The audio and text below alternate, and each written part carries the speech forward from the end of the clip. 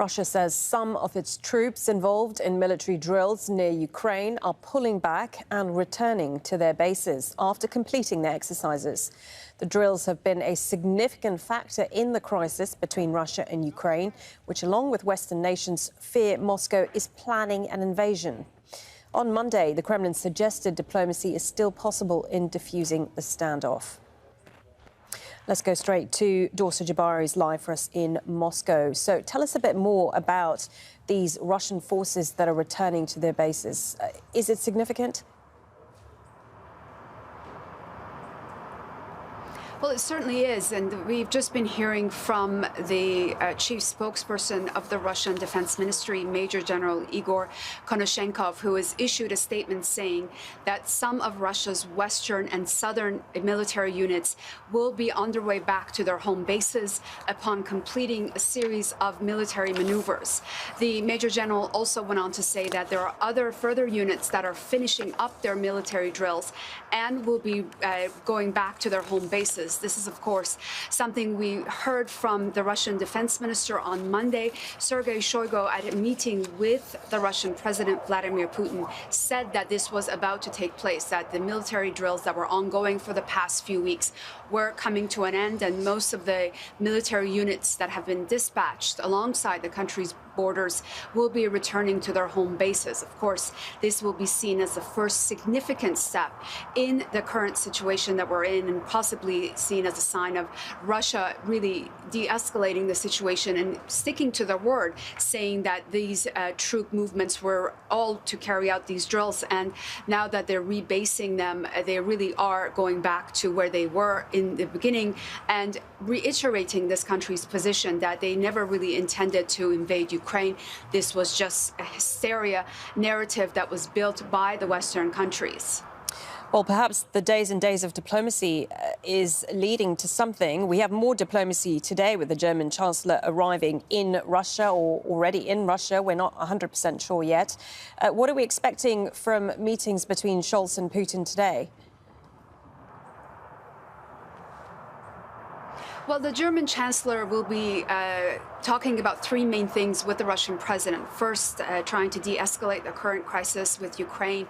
And second on the agenda, we'll be talking about the security guarantees that Russia's looking for when it comes to NATO's further expansion. And then the third, we'll be talking about that very important Nord Stream 2 gas pipeline. That was an $11 billion project that took Russian gas from Siberia, transferred to Germany via the sea and not bypassing any specific country. This is a project that was completed in September but has yet to become operational due to certain restrictions placed on it by the German government. Many here accuse Germany of turning this pipeline into a geopolitical tool. The German Chancellor will certainly be discussing this with the Russian president. And of course, this is not the only meeting that is taking place here today. The Russian Foreign Minister, Sergei Lavrov, will also is currently meeting with his Polish counterpart. The Polish foreign minister is in Moscow to hold meetings about the current situation and the OSCE's concerns when it comes to the current crisis that is ongoing. So there is still very much a diplomatic path that is being pursued by many sides. And this latest announcement by the Russian Defense Ministry will certainly be an important one, given the day that we're having in Moscow, the diplomatic push to try and de-escalate the tension. OK, thank you for that. Dorsa Jabari there for us live in Moscow. We can turn now to Step Vasson, who's live in Pinsk, which is in western Belarus, where Russia has been holding some of the drills. Step, I wonder what you can see where you are, especially in light of the fact that Russia says some of the troops that have been involved in military drills are now being pulled back.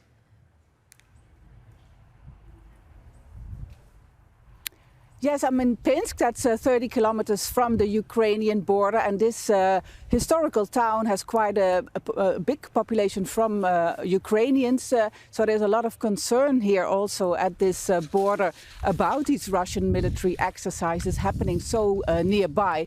The Belarusian authorities have released some locations where these joint drills are still ongoing. But since yesterday, I have to say, we've been traveling around this region, the southern border of Belarus, with Ukraine, and it was very quiet.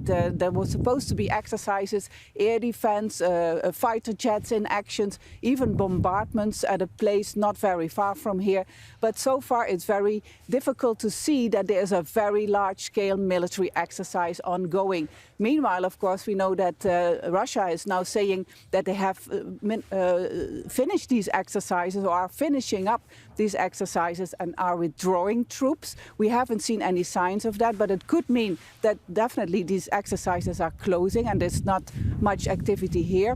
But people are telling us here they're not very optimistic that Russian forces will leave that soon, and they're quite worried that the Russians are actually using this military exercise as a pretext to basically occupy Belarus and have permanent bases here.